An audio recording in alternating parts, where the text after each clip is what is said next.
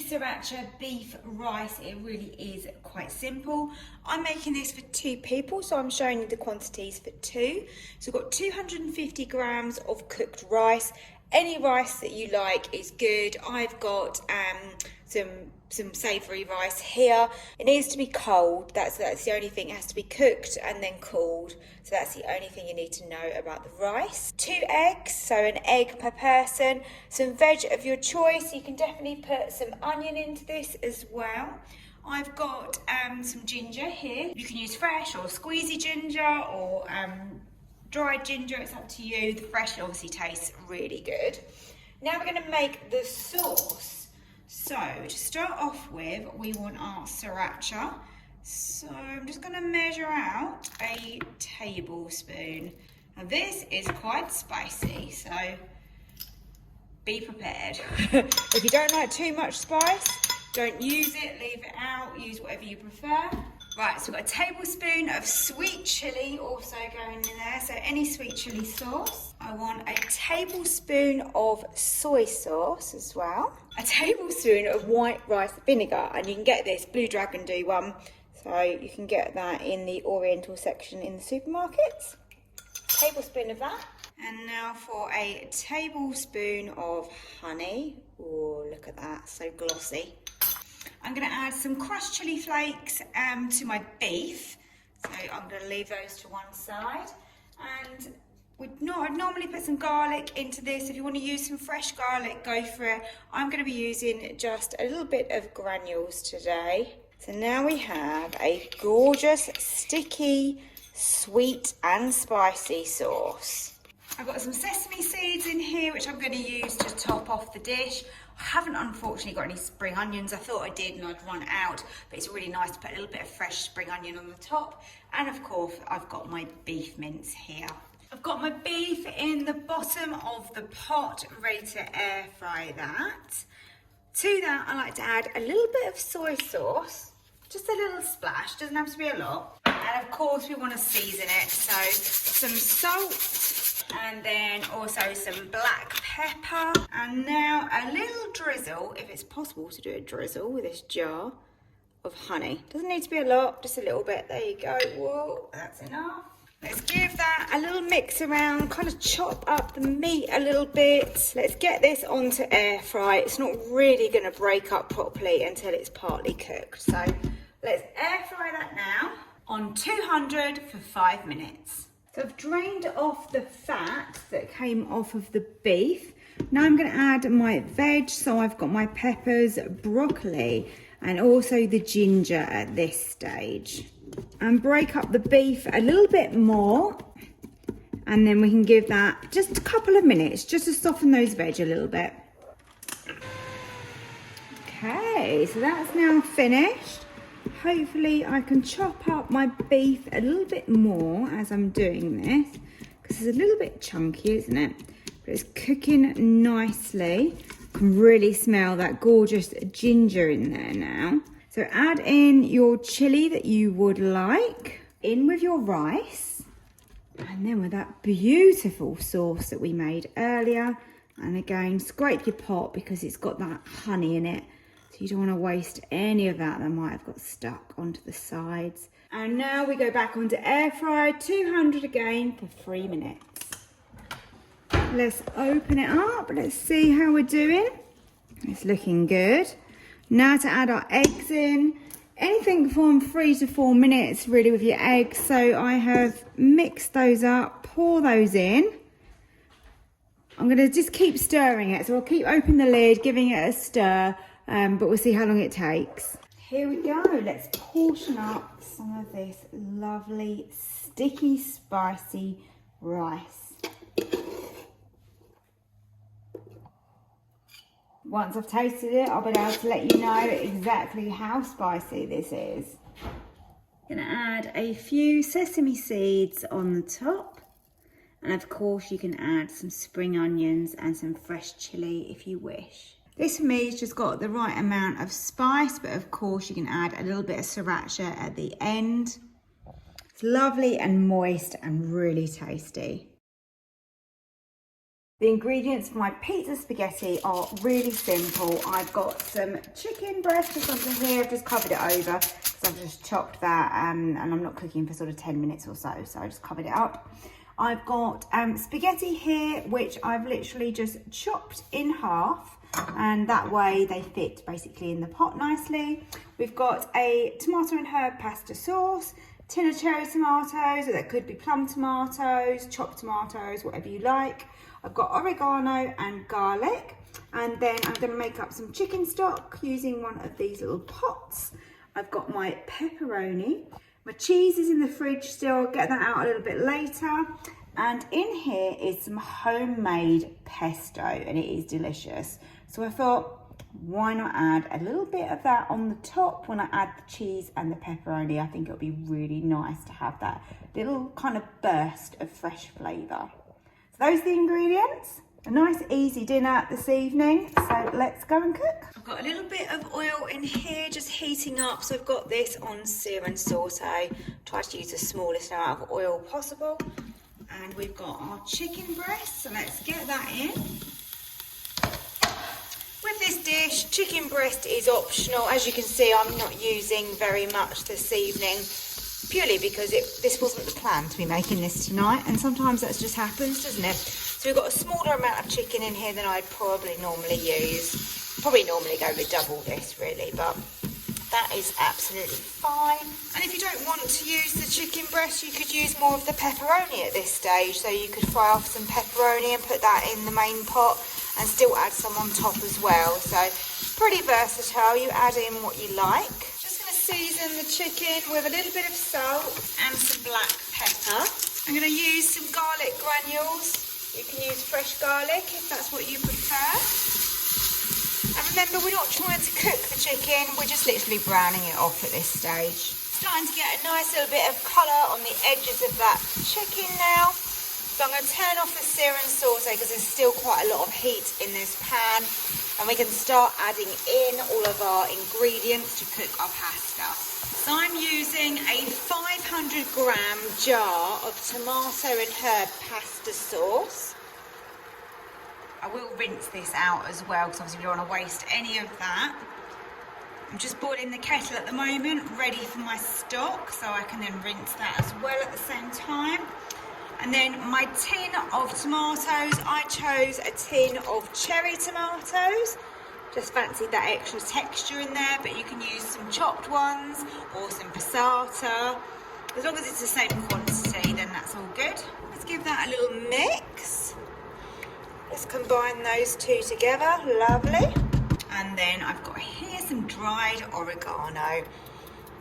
When you think of Italian and you think of your pizza and your pasta, I always think of oregano, that goes really well. Obviously you could use basil as well, that's always nice, but fairly generous on the oregano. So I'm using 350 millilitres of boiling water. The majority of that is being made into stock, and I've just used that little bit in there. Meanwhile, let's layer up our spaghetti and then we can add the stock on the top. So what I'm going to do is go this way with my spaghetti and then put some going this way. And apparently it stops it from sticking so bad, so we will give this a go. We've got it in different directions, it makes sense, doesn't it, that it's not going to stick so bad. My stock is not completely dissolved, but it's fine because it's going to dissolve as it's cooking. So this is 350 millilitres of stock on top of that pasta. Now all I'm going to do is just press that pasta down into that sauce and stock that we've got below. This is what I did on another recipe and it worked absolutely perfectly. Stops any kind of sticking on the bottom of the pot by having the pasta at the top like this. Right, so lid down. Make sure that your vent up here is sealed, which mine is. Switch over to your pressure cook. We definitely want to do this on high and we want a quick release because we don't want that pasta to overcook. I think with spaghetti, I normally go 5 or 6 minutes. I'm actually going to try 6 today because I did 5 last time and it was pretty good. Let's try 6, see if it's just a bit overcooked, or if it's just right, then great. So we have to try these things as we go along. So let's press start. This pesto is so good. I'm going to upload the recipe separate so you can see that, and I think it's well worth making. So fast, so quick and easy. I've just opened it up and I'm just giving it a stir just to make sure that everything is nicely combined, because obviously that pasta was sitting on the top. And it looks really good. Not too much liquid, but nice and saucy, which is exactly as we want our pasta. So I've added the cheeses. Now I'm going to grab a little bit of my pesto and just dot around some little splodges like this. There we go. And now to add on all of our pepperoni slices. Great, all of our toppings are on and we are looking definitely like a pizza, which is why it's called, obviously, spaghetti pizza. So let's close the lid and let's air fry that. You could obviously bake, air fry or grill it at this stage. I'm just going to air fry it for probably 4 minutes, should be enough. Look at this. Oh my goodness, how good does this spaghetti look? It looks exactly like a pizza from the top. I know this is going to taste super good. Here it is. So my gorgeous pizza spaghetti. There's so much good flavour in there. Cooked perfectly. I've checked the spaghetti and it is cooked just right. And all I'm going to do is simply dice this up into chunks. So we want them to be fairly even sized pieces, so they're going to cook in the air fryer. So I think nice bite-sized pieces like this are ideal. And to those pieces of salmon that we've now cubed up, we're going to just add some seasoning. So we want some salt and pepper on there. For 450 grams of salmon, you're going to want half a teaspoon of garlic powder. Just sprinkle that over the top. And then 1/4 of a teaspoon of some ground ginger. Now I'm going to put the salmon with those seasonings into my bowl here. Start off with some soy sauce and we want 50 millilitres. Pour that in. You're going to want 3 tablespoons of honey. Look at that, so glossy. Whoa, delicious. Some sesame oil, which I adore. It's so nutty, and oh, the smell of that is just heaven for me. And we just want 1 teaspoon, so not too much. A teaspoon of rice wine vinegar, and you can get this in most supermarkets. This is the Blue Dragon one. There's various brands and it's just in the Oriental section. And then my last ingredient is nice and spicy, and it's some sriracha. It's up to you really how much you use. 1 to 2 teaspoons is probably good. It really depends on how spicy you want these. So make sure that salmon is nicely coated in all of that gorgeous flavour. It smells amazing. You can make this ahead of time. You could do this, say, in the morning and then cover these over with cling film, put it in the fridge and then cook it in the evening. I'd say leave it for a minimum of, say, like 20-30 minutes. It's really going to help infuse the flavour into the salmon. Right, I'm going to get my salmon into the air fryer. I've put it in the little parchment case here. These are just the disposable air fryer liners you get from Amazon. And that's just containing a little bit of the sauce that I've got in there, because I didn't want to waste any of that flavour. So we're going to lid down, we're going to go with 200 for sort of 6 to 8 minutes, but I'll keep an eye on it. Ooh, Talking to me with your eyes, I get a hint of the perfume that I like. Wear it like a disguise, I come around with the perfect alibi. Let's get this curry started, and first thing we're going to need is a little bit of spray oil in the bottom here. Just going to turn the heat down slightly, got that on sear and saute. And let's begin with our curry base, which is some onion. And we just want to fry that off not on too high a heat. We don't want it to burn. We just want to get that sort of translucent and slightly cooked as our base. Meanwhile, let's start getting all of our ingredients ready. It looks like loads, but this is easy. These are store cupboard ingredients. Look how ancient my pestle and mortar is. I think I really need to get a new one, but that's what I've got today. So let's go with that. So we want to get all of our dry ingredients in to start with. If you've got fresh chili, then please do use it. I haven't, so I'm going to go with probably like half a teaspoon of chili flakes. I don't want to make this too hot because my son's going to be eating this tonight. We want a teaspoon of cumin seeds. I'm just eyeballing this roughly. Teaspoon of coriander seeds if you've got them. I haven't. I've got some ground coriander though, and that will do the job. A teaspoon of cayenne pepper. That's going to give a nice warming kick. A tablespoon of smoked paprika, and then 2 teaspoons of garam masala. Now we just want to blend that up together. Just moving back quickly to the onions because they are cooking pretty quickly. I'm going to add my ginger. And this is fresh ginger and garlic that I'm putting in here. And into there, I'm also going to put my diced chicken breast. And let's start getting a little bit of colour and flavour going in the pot. Everything's blended nicely together, which is brilliant.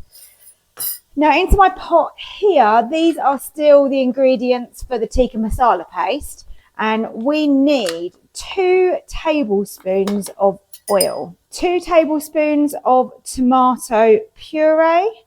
Always nice to have some fresh coriander in this as well. So I like to just go in and pick off some of the leaves like this. I'm going to add 2 tablespoons of ground almonds, and then we're going to open up our tin of coconut milk.